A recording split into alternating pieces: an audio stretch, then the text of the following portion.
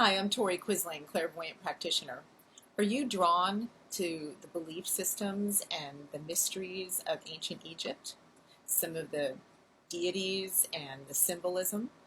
You very well may have a past life there, or just know that there's something for you to learn in that culture.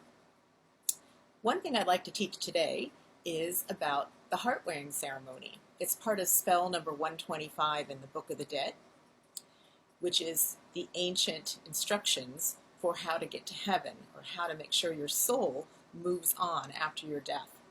The ancient Egyptians knew all sorts of things about death and what to do, what was going to happen to their soul after they die. And this can actually be very important for us if we think about it, especially in regards to the heart-wearing ceremony. In order to start thinking about it first, you have to understand where you believe your soul is. So let's do this. And this is something great you can do with a friend or a family member, just as an experiment.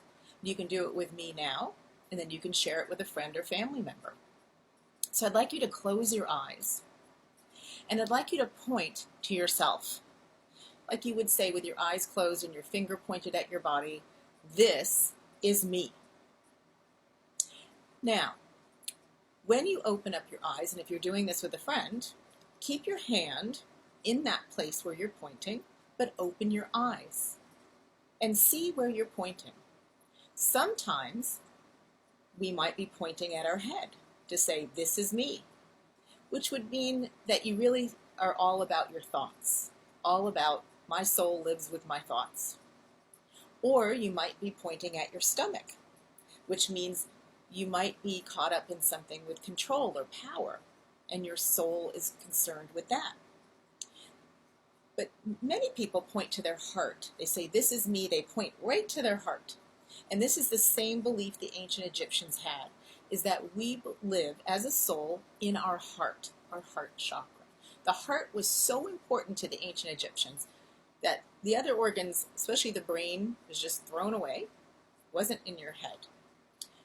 The heart was preserved in a jar, but in the vision of your spiritual travels, your heart in that jar was weighed in the heart-weighing ceremony. I'd like to tell you more about that heart-weighing ceremony in the next lesson, but for now, start to think about your soul moving into your heart. That's really where we live, is in our heart, pulling us out of our head space or out of the stomach power struggle area and into the heart. So just close your eyes and breathe and bring yourself right into your heart. And in the next lesson, I'd like to teach you some more techniques about what to do once we really establish our soul being in our heart.